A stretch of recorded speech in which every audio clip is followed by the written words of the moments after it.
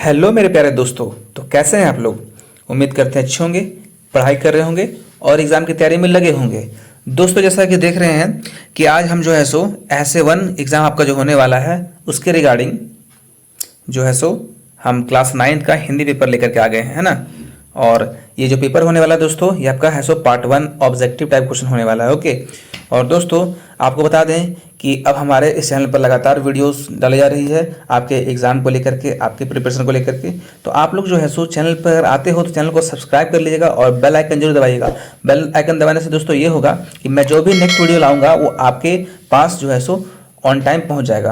और आप अगर सब्सक्राइब करते हो, बेल आइकन नहीं दबाते हो या फिर चैनल सब्सक्राइब नहीं भी करते हो तो आपको जो है सो हमारे वीडियो मिलने में दिक्कतें आएगी, टाइम टू टाइम नहीं मिल पाएगी। हो सकता है कि आपका एग्जाम हो जाए तब मेरा वीडियो आपको मिले, तो ऐसा जो है सो ना करें। आपको टाइम से पहले वीडियो अगर चाहिए तो अगर चैनल पे सब्सक्राइब करके सो बेल आइकन को प्रेस कर रखिएगा ताकि जो है सो आप मेरे वीडियो को मिस ना करें।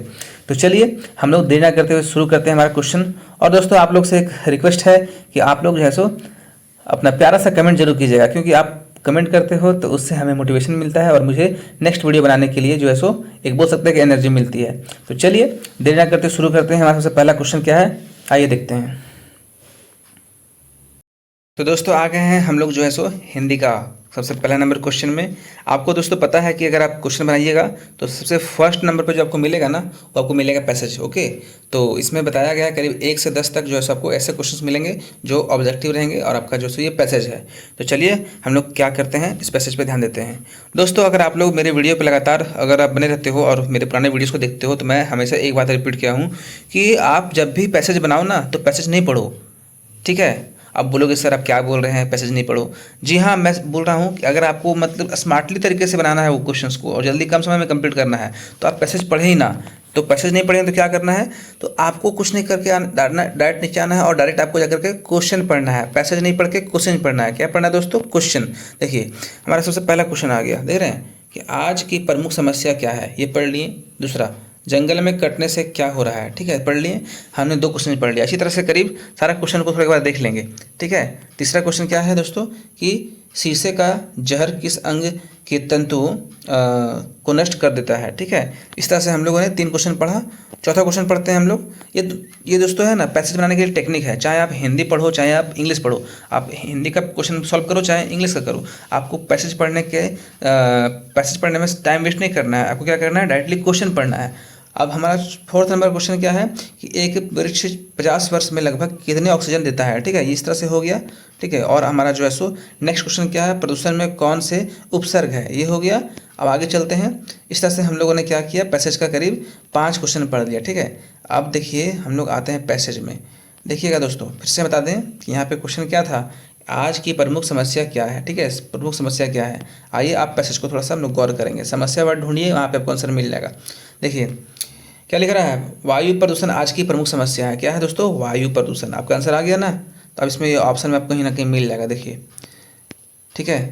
प्रमुख समस्या क्या है, बिजली है, क्या वायु प्रदूषण है, तो वायु प्रदूषण है। अभी हम लोग किए थे ना, यही टेक्निक है, ठीक है। क्वेश्चन पढ़िएगा तो क्या होगा ना कि आपको डायरेक्टली आंसर फाइंड करने में आसानी होगी। सेकंड क्वेश्चन में हम लोग का क्या है दोस्तों कि जंगलों के कटने से क्या हो रहा है, ठीक है। अब जंगलों के कटने वाला वर्ड हम लोग ढूंढेंगे, उसका सेंटेंस ढूंढेंगे, वहीं पे हमारा आंसर हो जाएगा। देखिए, जंगलों के कटने तथा खनिज ईंधनों के जलने से वायु में कार्बन डाइऑक्साइड, देख रहे हैं, वायु में कार्बन डाइऑक्साइड की मात्रा दिनों दिन बढ़ रही है, ठीक है। तो ये वाला आपको वर्ड मिल जाएगा। क्या बढ़ रही है, तो आपको पता है वायु में जो है सो कार्बन डाइऑक्साइड की जो मात्रा है सो दिन दिन बढ़ रही है। देख रहे हैं ऑप्शन नंबर बी में है, कार्बन डाइऑक्साइड बढ़ रही है, ठीक है। आपका ए सी और डी नहीं होगा। चलिए हमारा थर्ड क्वेश्चन क्या देखते हैं, शीशे का जहर किस अंग के तंतुओं को नष्ट करता है, ठीक है। देख रहे हैं, तो शीशा वर्ड ढूंढिए, वहीं आपको आंसर मिल जाएगा। आपको ज़्यादा पढ़ने में टाइम वेस्ट नहीं करना है। तो हम लोग ऐसे ये इस पैसेज में आते हैं और हम लोग जो है सो देख रहे हैं कि शीशा वर्ड कहाँ है, ठीक है। शीशा वर्ड हम लोग जो है दोस्तों फोकस करेंगे। देख रहे हैं शीशा वर्ड यहाँ पे हम लोग को मिल गया है। शीशे से जहर से मानव मस्तिष्क के तंतुओं, है ना, तंतु नष्ट हो जाते हैं, मतलब मानव मस्तिष्क का तंतु, तो हमारे दिमाग का जो है सो तंतु है सो नष्ट हो जाता है। तो इसका ऑप्शन देखिए, मस्तिष्क का तंतु आ गया ना, मस्तिष्क, ऑप्शन नंबर सी। तो कितना अच्छा है कि हम लोगों ने इस तरह से 3 क्वेश्चन कर लिया। आगे देखते हैं हमारा 4th क्वेश्चन क्या है दोस्तों कि एक वृक्ष 50 वर्षों में लगभग कितनी ऑक्सीजन देता है। देखिए 50 वर्ष ढूंढिए, है ना, आपको 50 वर्ष ढूंढना है, वही आंसर होगा। 50 वर्ष कहाँ मिल गया, देख रहे हैं यहाँ पे 50 वर्ष में 50,000 किलोग्राम ऑक्सीजन देता है, मिल गया ना 50,000 किलोग्राम। तो 50,000 किलोग्राम हमारा आंसर हो जाएगा। देखिएगा कहाँ है, 500 किलोग्राम हमारा फर्स्ट है, सेकंड है 5,000, है ना, और थर्ड है कि 50,000 किलोग्राम, यानी कि हमारा क्या हो जाएगा, ऑप्शन नंबर क्या हो जाएगा, सी हो जाएगा। ठीक है, सी कर लीजिएगा आप लोग। तो दोस्तों इसी तरह से हम लोगों ने 4 क्वेश्चन कर लिया। और 5वां नंबर क्वेश्चन देखिए क्या है दोस्तों, प्रदूषण में कौन सा उपसर्ग है। याद रखिएगा, उपसर्ग एक थोड़ा व्याकरण से आगे आपको पैसेज में नहीं मिलेगा। उपसर्ग उसको बोलते हैं जो कोई भी शब्द के क्या होता है, मतलब प्रारंभ में लगता है, जो वर्ड प्रारंभ मतलब शुरुआत में लगता है उसको बोलते हैं उपसर्ग। और प्रत्यय, प्रत्यय का होता है अंत में। ठीक है, तो हमारा प्रारंभ में क्या लग रहा है, देखिएगा उपसर्ग बता रहा है किसका, प्रदूषण का। तो प्रदूषण में क्या दोस्तों, जो सो प्र लग रहा है, प्र, है ना, तो ऑप्शन नंबर क्या हो जाएगा हमारा 5 का सी हो जाएगा। ठीक है, तो यहाँ पे प्र उपसर्ग लग रहा है। ठीक है, प्रदूषण में प्र उपसर्ग लग रहा है। चलिए हमारा जो है सो 5 भी क्वेश्चन कंप्लीट हो गया। अब आते हैं देखते हैं नेक्स्ट क्या है। नीचे बढ़ेंगे दोस्तों तो यहाँ पे देखिए एक आ गया शॉर्ट टाइप पैसेज, यहाँ पे गद्यांश है ना, लिखा हुआ है निम्नलिखित गद्यांश को ध्यानपूर्वक पढ़कर उससे दिए गए प्रश्नों के सही विकल्प को चुनें। आपको कुछ नहीं करना है दोस्तों, फिर से आना है हम लोग क्वेश्चन की ओर। देखेंगे नीचे क्वेश्चन कैसा है हमारा, देख रहे हैं क्वेश्चन हमारा सबसे पहला क्या है, हम पुस्तकों को, है ना, पुस्तकों का अध्ययन कहाँ करते हैं। तो देखिए पुस्तकों का अध्ययन कहाँ करते हैं, ये वाला वर्ड हम लोग क्वेश्चन को पढ़ लिए। अब है सो हम लोग आंसर को पढ़ेंगे, आंसर मतलब पैसेज को पढ़ेंगे। देखिए हम लोग पुस्तकों का अध्ययन जो दोस्तों करते हैं ना, वो है सो, एक मिनट दोस्तों, क्वेश्चन थोड़ा सा हमने थोड़ा बाय मिस्टेक गलती पढ़ दिया। क्या लिखा हुआ है, हम पुस्तकों का अध्ययन क्यों करते हैं, सो बोल रहा है। ठीक है, तो इसका ऑप्शन पढ़ लेते हैं, गाने के लिए, नाचने के लिए, हंसने के लिए और सीखने तथा आनंद के लिए। अब पढ़िए क्वेश्चन, ये क्वेश्चन पढ़ लिए ना, अब आइए ऑप्शन में, ऑप्शन को भी देख लिए, मतलब ऑप्शन कहने का मतलब पैसेज में आइए। देखिए क्या लिख रहा है, हम केवल सीखने के लिए पुस्तक का साथ नहीं ढूंढते हैं, आनंद के लिए भी, है ना, हम क्या करते हैं इसके पास जाते हैं। तो आनंद और सीखना, ये दोनों वर्ड हमारा जो पुस्तक में, मतलब पुस्तक हम लोग पढ़ते हैं, ये दोनों वर्ड के लिए। तो ये इसका ऑप्शन नंबर क्या हो जाएगा आपका, जो 6 का है ऑप्शन नंबर आपका हो जाएगा डी, है ना, सीखने तथा आनंद के लिए, है ना, ऑप्शन नंबर डी हो जाएगा। चलिए देखते हैं क्वेश्चन नंबर 7 क्या है। ये सच्चा साहित्य हमें क्या देता है। देखिए सच्चा साहित्य हमें क्या देता है। ठीक है, तो आप इसका पहले जो है सो ऑप्शन पढ़िए, रस देता है, ठीक है, कि छंद देता है, कि जो है सो अलंकार देता है, और डी है सो आनंद देता है। तो हम लोग देखते हैं क्या है, सच्चा साहित्य वर्ड ढूंढेंगे ऑप्शन पैसेज में, वही हमको आंसर मिल जाएगा। ठीक है, तो देखते हैं हम लोग सच्चा साहित्य, देखिए मिल गया ना, डायरेक्टली हम लोग का नज़र वहीं चला गया। सच्चा साहित्य आनंद देता है, आनंद देता है ना, ऑप्शन नंबर क्या हो जाएगा इसका, 7 का आंसर हो जाएगा डी। ठीक है, अब हम लोग चलते हैं क्वेश्चन नंबर 8 की ओर। देखिए क्या लिखा हुआ है, एक निरक्षर व्यक्ति दुनिया का अध्ययन कैसे करता है। देखिए निरक्षर व्यक्ति बारे में बोल रहा है और दुनिया का अध्ययन बोल रहा है, पढ़कर, लिखकर, देश भ्रमण एवं अवलोकन कर और बोलकर। तो क्वेश्चन नंबर 8 है दोस्तों, आपको क्या करना है, डायरेक्टली फिर से आना है पैसेज में और इस वर्ड को ढूंढना है, निरक्षर व्यक्ति जो है सो वर्ड ढूंढना है।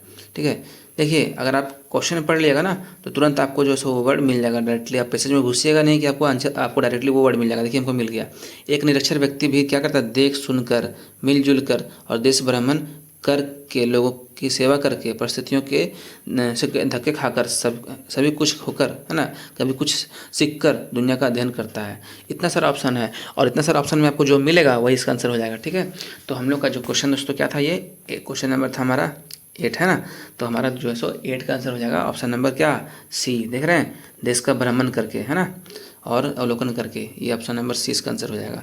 तो इसी तरह से दोस्तों हम लोगों ने करीब 8 क्वेश्चन कर लिया। अब देख रहे हैं 9 नंबर क्वेश्चन में हम लोग आ गए हैं। क्या बोल रहा है, अध्ययन का अभिप्राय क्या है।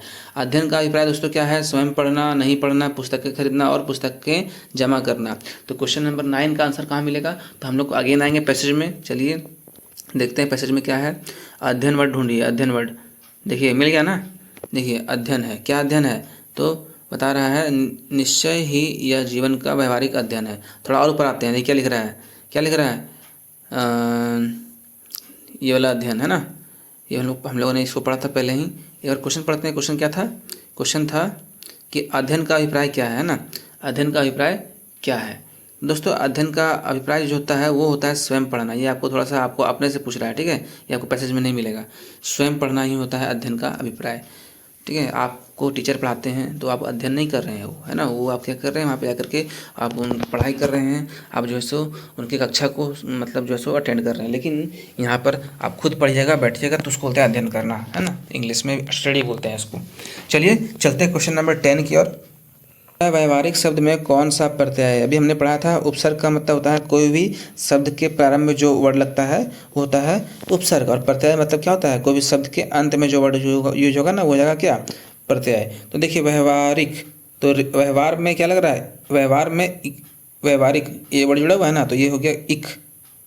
इक अब ये वर्ड कहाँ है? देखिए ऑप्शन नंबर डी, है ना? तो व्यवहारिक, तो आपका ये अंत में इक वर्ड जुड़ रहा है, तो ये प्रत्यय हो गया, ठीक है? तो इसी तरह से दोस्तों हम लोगों ने 10 क्वेश्चन कर लिया हमारे पैसेज का। अब आते हैं हम लोग दोस्तों, देख रहे हैं ये आपका जो सो सेक्शन बी में यहाँ पे क्या है? पत्र लेखन है। तो आप थोड़ा समझिएगा यहाँ पे क्या भराएगा वो बताइएगा। तो नीचे दिए गए पत्र लेखन के रिक्त स्थान को सही विकल्प द्वारा भरें। परीक्षा भवन और दिनांक भरना है, ठीक है? यही हो गया। और प्रिय मित्र संप्रेषण नमस्ते, कैसे हो दोस्त, तुम्हारी खाली स्थान लिखा हुआ है में मेरे जन्म दिवस का स्वाद कुछ फीका ही रह गया, मतलब कुछ फीका ही रहा। मैं सुबह से तुम्हारी है ना राह देख रहा था, परंतु ना तुम आए ना तुम्हारा संदेश आया। आज ही मुझे खबर मिली कि तुम बाहर गए थे। तो दोस्तों क्वेश्चन नंबर 11 में आपका क्या भराएगा, देखते हैं। क्वेश्चन नंबर 11 का ऑप्शन क्या है? थोड़ा नीचे आते हैं। क्वेश्चन नंबर 11 का ऑप्शन दोस्तों क्या है? प्रतीक्षा, आगमन, प्रस्थान और लौटने। तो इस चारों में से आपको क्या सूटेबल लगता है वो यहाँ पे आप लोग भरिएगा, ठीक है? तो देखिए हम लोग फिर से एक बार रिपीट करते हैं क्वेश्चन को। यहाँ पे क्या लिखा हुआ है कि कैसे हो दोस्त तुम्हारी, है ना, तुम्हारी। अब तुम्हारी के बाद जो है सो दोस्तों आप देख पा रहे थे यहाँ पे कि ए नंबर में क्या है? प्रतीक्षा, है ना? तुम्हारी प्रतीक्षा यहाँ पे हो जाएगा ऑप्शन नंबर ए, ठीक है? तो तुम्हारी प्रतीक्षा में मेरे जन्म दिवस का स्वाद कुछ फीका ही रह गया, ठीक है? अब आगे पढ़ते हैं। आगे क्या था दोस्तों? क्या लिखा हुआ है कि प्रिय सुमित इस बार मेरे, अब 12वां नंबर क्वेश्चन यहाँ पे आता है, मेरे पर सभी सगे संबंधी तथा कक्षा के कई मित्र उपस्थित थे। तो मेरे क्या था यहाँ पे? आप क्वेश्चन नंबर 12 का हम लोग ऑप्शन पढ़ेंगे तो पता चलेगा। तो ऑप्शन पढ़ते हैं। तो मेरे यहाँ पे लिखा हुआ है कार्यक्रम, ठीक है, त्यौहार और जन्मदिन और जुलूस। तो आपको पता है अगर इस लेटर को पढ़िएगा ना तो आपको यहाँ पता चलेगा कि जन्मदिन उसका मनाया जा रहा था। तो मेरे जन्मदिन पर, ठीक है, यहाँ पे आपका ऑप्शन नंबर सी हो जाएगा। क्या हो जाएगा? सी। मेरे जन्मदिन पर सभी सगे संबंधी जो है सो और कक्षा के जो मित्र थे से उपस्थित थे, है ना? दोपहर 1 बजे केक काटा गया। उसके बाद क्वेश्चन नंबर 13 आ गए। उसके बाद का प्रबंध था। आप उसके बाद का क्या प्रबंध था? हम लोग 30 नंबर क्वेश्चन देखेंगे तो पता चलेगा। तो 30 नंबर में क्या है देखते हैं। प्रतिभोज है, नाचने हैं, घूमने हैं और खेलने हैं। तो आपको इसमें क्या लगता है? तो आपको पता है ना कि पार्टी में है, पार्टी देगा प्रतिभोज, यानी कि प्रतिभोज का प्रबंध किया गया था, ये वाला ऑप्शन नंबर ए हो जाएगा, ठीक है, 13 का। चलिए चलते हैं अगला प्रश्न की ओर, देखते हैं इसमें क्या है। इसलिए घर भर में उत्साह था, मेरे मित्र भी तुम्हें याद कर रहे थे, संबंधियों की ओर से ढेर सारे उपहार मिले हैं। पूरा दिन 14 नंबर में क्या है बीता, समय मिलने का पर जरूर आना। तो 14 नंबर पर देखिए क्या लिखा हुआ है, इसका ऑप्शन पढ़ते हैं। 14 में क्या है? गम, हंसी खुशी, चिंता और खेल कूद, ठीक है। तो आपको पता है कि यहाँ पे एक बार पढ़ते हैं तो समझ में आएगा, ठीक है। क्या लिखा हुआ है कि पूरा दिन जो है ना हंसी खुशी में बीता, है ना। ऑप्शन नंबर हंसी खुशी देखिए शूट कर रहा है, ऑप्शन नंबर बी ये हो जाएगा, ठीक है। तो इस तरह से हो गया आपका जो आखिरी इसमें दिख रहा है 15 नंबर कि माता पिता को मेरी ओर से क्या है, देखिए मेरी ओर से क्या प्रणाम होगा, चाहे स्नेह होगा, आशीर्वाद तो नहीं देंगे, क्या हो जाएगा बताइए। तो इसका 15 का जो आंसर हो जाएगा दोस्तों, स्नेह नहीं होगा, ये भी नहीं होगा, सादर प्रणाम है ना, माता पिता को प्रणाम देना, प्रणाम करना, ये हो जाएगा, ऑप्शन नंबर सी हो जाएगा। तो इस तरह से हम लोगों ने 15 क्वेश्चन कर लिया, ठीक है दोस्तों। इसी तरह से हम लोग जो है सो आगे बढ़ते हैं। अब देख रहे हैं हमारा जो अब आ गया है बुक वाला क्वेश्चन, जो कि देख पा रहे हैं आपका कि कवि का सही स्त्रीलिंग इनमें से क्या है। तो जानते हैं कवि का स्त्रीलिंग बोला था, कवि का स्त्रीलिंग कवियत्री हो जाएगा, ऑप्शन नंबर ए, ठीक है। 16 का ऑप्शन नंबर क्या हो जाएगा? ए। और एक मिनट दोस्तों, कवित्री थोड़ा गलती लिखा हुआ है, कवित्री अब कैसे होगा? ऑप्शन नंबर बी, ठीक है, कवियत्री ये होता है। हालांकि दोनों का उच्चारण सेम लग रहा है, ठीक है, सभी का उच्चारण सेम लग रहा है, लेकिन थोड़ा सा याद रखिएगा, मात्रा में कभी कभी गलती करते हैं हम लोग। तो ये आपका 16 का बी हो जाएगा, ठीक है। चलिए चलते हैं क्वेश्चन नंबर 17 की ओर। 17 देख पा रहे हैं क्या है? अध्यापिका का बहुवचन क्या है? एक्चुअली में दोस्तों अभी हम लोग बुक वाला क्वेश्चन में नहीं आए हैं, अभी हम लोग ग्रामर में ही है, ठीक है, ग्रामर पढ़ेंगे फिर बुक वाला आएगा। अध्यापिका का बहुवचन क्या होगा? देखिए, अध्यापिका का बहुवचन हो जाएगा अध्यापिकाएँ, है ना, ये ऑप्शन नंबर बी। चलते हैं क्वेश्चन नंबर 18 की ओर। देख रहे हैं 18 में क्या है? इनमें से परिणामवाचक विशेषण कौन है? देखिए दोस्तों, परिणामवाचक का मतलब होता है जिसमें आपका मतलब क्वांटिटी, परिणाम, वजन, गिनती पता चले। दयालु नहीं है, यह नहीं है, चौथा भी नहीं है। 1 तोला सोना, ठीक है, 1 तोला सोना क्या है? आपका परिमाणवाचक जो है सो विशेषण है, ठीक है। आपका आंसर इसका 18 का ए हो जाएगा। चलते हैं क्वेश्चन नंबर 19 की ओर। 19 में देख रहे हैं क्या है? इनमें से सरल वाक्य का उदाहरण कौन है? देखिए, सरल वाक्य का उदाहरण क्या होता है? देखिए, पानी बरस रहा है, एकदम सबसे सरल है, ये आपका ऑप्शन हो जाएगा ए, ठीक है। चलिए चलते हैं अगले क्वेश्चन की ओर। 20 नंबर क्या है कि इनमें से आग का पर्यायवाची शब्द कौन नहीं होगा? आग का पर्यायवाची नहीं होगा, ठीक है। अग्नि तो है, ये तो आपका हो जाएगा, इसलिए इसको नहीं लिखेंगे। अनिल, पावक और ज्वाला, पावक भी होगा, ज्वाला भी होगा, अनिल नहीं होगा। अनिल अब इसको ऐसे कर ले, ऑप्शन नंबर बी, ठीक है, 20 का बी हो गया। तो दोस्तों अब 20 नंबर हम लोग क्वेश्चन कर लिए हैं। चलते हैं 21 नंबर क्वेश्चन की ओर। देख पा रहे हैं क्या है? आग बबूला होना मुहावरे का क्या अर्थ है? दोस्तों रिपीटेड क्वेश्चन है, ये 12 पूछा जाता है, याद रखिएगा। तो आग बबूला होना का मतलब होता है गुस्सा होना, क्रोधित होना, ऑप्शन नंबर बी हो जाएगा, ठीक है। चलते हैं अगले प्रश्न की ओर। हमारा अगला प्रश्न क्या है कि निम्नांकित वाक्यों में कर्ता के ने चिन्ह का सही प्रयोग किस वाक्य में हुआ है? ध्यान दीजिएगा, हम लोग पढ़ते हैं सारा ऑप्शन। क्या लिखा हुआ है? बिरबल ने मनोरंजन करते थे। सुनने में सही नहीं लग रहा है, ठीक है, आगे पढ़ते हैं। प्रेमचंद ने कहानी लिखी, ये थोड़ा ठीक लग रहा है। हमने सोया नहीं था, ठीक है, और माली ने पौधा को सींचता था, तो ये गलती है, ये गलती लगा, ये गलती लगा। ऑप्शन नंबर हमारा जो है दोस्तों सी सही लग रहा है पढ़ने में। 1 minute, sorry, option number B पढ़ने में सही लग रहा है ना, कि प्रेमचंद ने कहानी लिखी, यानी कि ऑप्शन नंबर बी हो जाएगा 22 का, ठीक है। चलिए चलते हैं क्वेश्चन नंबर 23 की ओर। हमारा 23 नंबर क्वेश्चन क्या है दोस्तों? हर्ष का सही विलोम क्या होगा? देखिए, हर्ष का मतलब जो होता है दोस्तों, हर्ष का मतलब होता है खुशी, इसका विलोम क्या होगा? ठीक है, तो इसका ये तो नहीं होगा, विषाद होगा इसका आंसर, ऑप्शन नंबर बी हो जाएगा, ठीक है।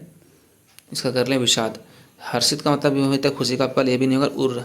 और उल्लसित भी ये जो होता है सो खुशी का पल होता है, यानी कि विषाद जो है सो गम का जो है सो चिन्ह है, पर ये शब्द है, इसलिए इसका विलोम हम लोग को ढूंढना है, उल्टा ढूंढना है ना। चलते हैं क्वेश्चन नंबर 24 की ओर। 24 में क्या है? देखिए क्या लिखा हुआ है, चीर चीर का सही अर्थ भेद कौन सा है? ठीक है, तो आप याद रखिएगा, चिर चिर का मतलब जो होता है दोस्तों वो होता है कपड़ा पुराना, ठीक है।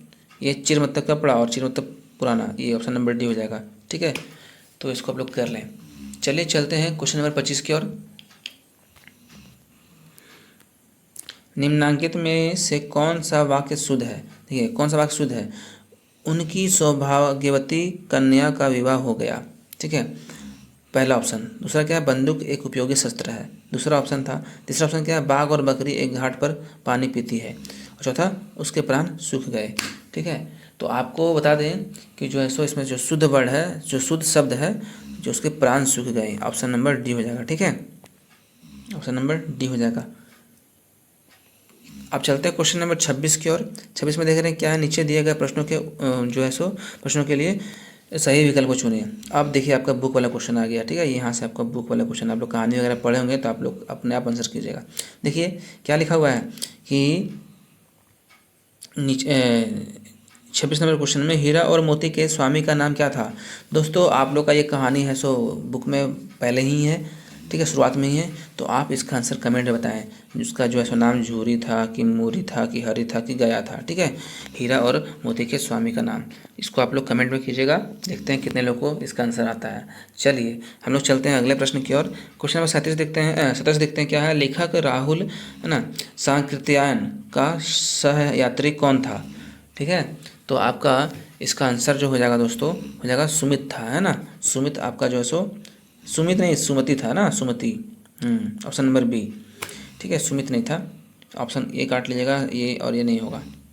ठीक है, चलिए चलते हैं अगले प्रश्न की ओर। सावले सपनों की याद, सावले सपनों की याद पाठ के लेखक कौन है? ठीक है, तो सावले सपनों की याद पाठ के जो लेखक हैं आप लोग पढ़े होंगे, तो कौन थे? जाकिर हुसैन ये नहीं थे, जफ़र हुसैन भी नहीं थे, जाबिर हुसैन थे। ऑप्शन नंबर सी हो जाएगा। ठीक है, 28 का ऑप्शन नंबर सी हो जाएगा। चलिए 29 का क्वेश्चन नंबर देखते हैं क्या है। किस ब्रिटिश ने देवी मैना पर दया भाव दिखाई? ठीक है, तो किस ब्रिटिश ने जो है सो देवी मैना पर दया भाव दिखाई? जनरल आउटरम ने, या फिर लॉर्ड कैनिंग ने, या फिर लॉर्ड डलहौजी ने, या फिर सर टॉमस हे ने? तो बताइए, तो इसका आंसर जो हो जाएगा दोस्तों ऑप्शन नंबर जो है सो डी हो जाएगा। ठीक है, चलते हैं अगले प्रश्न की ओर। देख रहे हैं क्या है कि निम्नलिखित कथनों में से सही कथन को चुनें। बाएं पांव का जूता ठीक है मगर दाहिने जूते में एक बड़ा छेद हो गया है जिसमें से अंगुली बाहर निकल आई। ठीक है दोस्तों, इसका आपका जो है सो सही कथन चुनना है। आगे बढ़ते हैं। आगे क्या है, लोग तो इत्र चुपड़ कर फोटो खिंचाते हैं जिससे फोटो में खुशबू आ जाए, है ना। ऑप्शन नंबर ये बी था। चलते ऑप्शन नंबर सी में क्या है, तुम्हारी यह व्यंग्य मुस्कान मेरे हौसले बढ़ाती है। ठीक है, और चौथा क्या है, जिससे तुम घृणित समझते हो उसकी तरफ अंगूठे से इशारा करते हो। तो दोस्तों इसमें जो है सो आपका जो सही कथन था वो आपका ऑप्शन नंबर बी था। ठीक है, लोग तो इत्र चुपड़ कर फोटो खिंचाते हैं जिससे फोटो में खुशबू आ जाए, ये वाला कथन जो है सो आपका सही हो जाएगा। ठीक है, चलते हैं क्वेश्चन नंबर 31 की ओर। मनुष्य ईश्वर को कहाँ नहीं ढूंढता है? देखिए ये सब क्वेश्चन इंपॉर्टेंट है, हमेशा पूछा गया है। मनुष्य ईश्वर को कहाँ नहीं ढूंढता है? ठीक है, तो ऑप्शन नंबर आपका पढ़ते हैं इसका 31 का। ठीक है, मंदिर में, ठीक है, मस्जिद में, क्रियाक्रम में और खेल के मैदान में। तो जो दोस्तों जो इस मनुष्य जो है सो ईश्वर को कहाँ नहीं ढूंढता है, तो खेल के मैदान में। ऑप्शन नंबर डी हो जाएगा। ठीक है, चलिए चलते हैं क्वेश्चन नंबर 32 की ओर। हमारा 32 क्या है, पाठ्य पुस्तक में संकलित रसखान की कविता किस छंद में वर्णित है? ठीक है, तो आइए इसका देखते हैं आंसर क्या है। दोहा, चौपाई और सोरठा और सवैया। तो याद रखिएगा 32 नंबर क्वेश्चन जो है आपका मैच कर रहा है एक सवैया चैप्टर है उससे। ठीक है, ऑप्शन नंबर टी हो जाएगा। चलिए चलते हैं क्वेश्चन नंबर 33 की ओर।